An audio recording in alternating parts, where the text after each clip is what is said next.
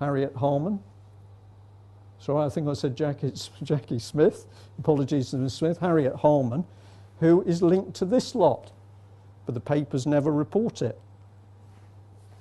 And here's the Tories. Well, if we look at these men, this man was closely connected with the Nazi Party, that's well known. And we look at their policies with the bankers, who were all intimately connected with the Marxist regime.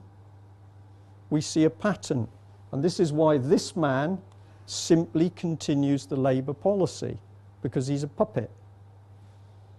He's not a very bright one. Now, this is what interested me as a naval officer, that when I began to research stuff in the public domain, books that ordinary people could get, I started to find material that I understood because I'd seen it in military textbooks. And this was from a book called The European Union Collective by a guy called Christopher Story. It's very detailed analysis of the Soviet period and Germany from the Second World War. And in it was a table similar to this. And when I read it, I thought to myself, this is happening. This is psychological warfare. This is how you take a country apart, not by guns and bullets, but attacking people's minds. So here's the table, and down the side we've got the areas of society. Here's what's going to be done, and this is the result. And this section is entitled Demoralisation, and it's a 20-year plan to demoralise a nation. And then when you've demoralised them, you're going to destabilise it. And when you've destabilised it and there's a crisis, you normalise it. Can anybody tell me what normalisation is? It's easy. You're normal when you're a communist. That's what it means. So family and society, we're going to break it up so that there's no loyalty. We're going to take health and we're going to produce junk food, and you will have enfeebled masses. This isn't a game, because I read the same material in military books. They start with guns and bullets and gas, nuclear weapons, and then they talk about psychological warfare. You're living it, I'm living it. This was basically a more detailed plan. This is the one that actually came out of the book. And I'm going to tell you we are close to this phase at the bottom, where society is now being destabilised. And what they want, above all else, is for us to be fighting, particularly with the Muslims. Because when there's violence on the streets, they can enact the full range of the counter-terrorism legislation. I am probably regarded as a domestic terrorist because I'm criticising the government.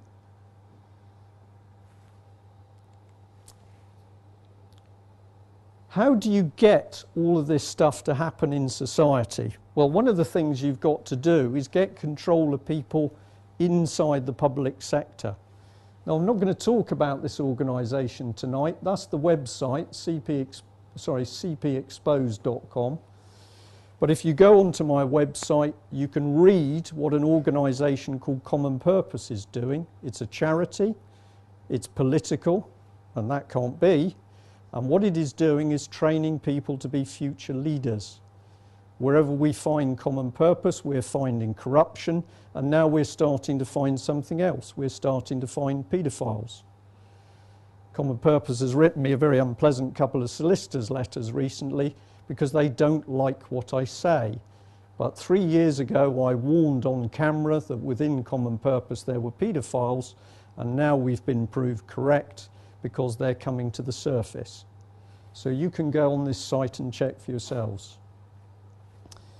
It's a bit dark. The red dots are the Common Purpose cells spread across the country, and they are injecting a political agenda which is not one you voted for. Read it for yourself on the sites and have a look at some of the other films.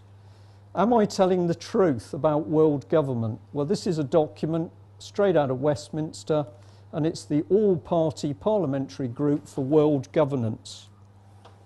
That's a real document. So did you vote for that? Is your MP involved with the parliamentary group promoting one world government? Have they told you? Is it in the papers? No. You've had to come to the Royal Oak to find out the truth.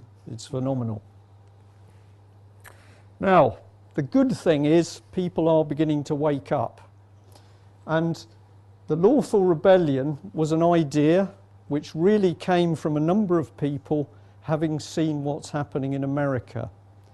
Large groups of people, hundreds of thousands in some cases in the States, smaller groups in other parts of the states, individual communities, are now challenging the senators as to what is going on in America.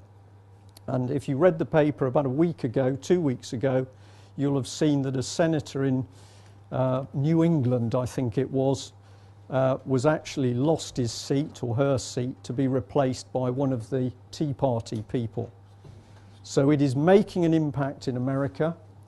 And this was the idea of a logo which could show that people in this country were doing things, because most people are getting disheartened that they see the chaos but they can't fight it. Now, this is from a map which is on the British Constitution Group website, and each of the blue dots is basically a cell of people that are now saying we've had enough. They contain people from parties. So this isn't about a party. We're not going to become a political party. These are people who are saying we are going to form a group like this one, where we invite people in from all backgrounds and specialisations, but they know that they want to do something to change what's happening. And it's spreading quite quickly. We've been over in Ireland talking. There's some brilliant people in Dublin and down in Cork, and we know that the same thing is going to happen there very shortly. At the end of this month, we're doing talks in Kirkcaldy, which is Gordon the Brown's back door, and my goodness, they don't like him up there. Glasgow and Aberdeen, and that's where the abuse of Holly Gregg took place. So we are getting out on the road to rebel, but it's done peacefully. This is the British Constitution Group. If you go on that, you can sign up to become a first point of contact. We don't want you to stop doing what you're doing in your group. We are working to network people. If you're in a group, you do what you think. We don't want to know your contacts, but we want to bring people together so that we've got a movement. This is the early lawful rebellion site, and what we're saying to people is, look, if you've got a group, you can be interested in global warming, because it's been pretty cold recently. You could be unhappy with the vaccines, because they're dangerous.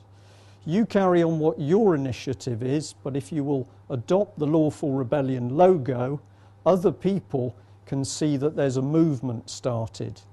And what this government is terrified of, and what Mr. Cameron is terrified of, and Mr. Clegg, is that ordinary people wake up in sufficient numbers to say no. We're not having it, we're not doing it, we're not paying it. And that's the movement that this signifies. Now, we've had some good responses to this, because people overseas have said to us, brilliant, we can simply take the American flag and have the dove on it. And if anybody's a little bit more advanced and is thinking, well, the dove is a symbol for ISIS and that's all part of the bad guys, we decided we were going to keep it simple. Most people regard the dove, particularly without the twig, as a symbol of peace. So we've done two things. We've reclaimed our national flag. It's not right-wing, aggressive, racist. It's our national flag, and we should be proud of it. But we're also saying that we are a movement to change this country from the way it is at the moment. So this is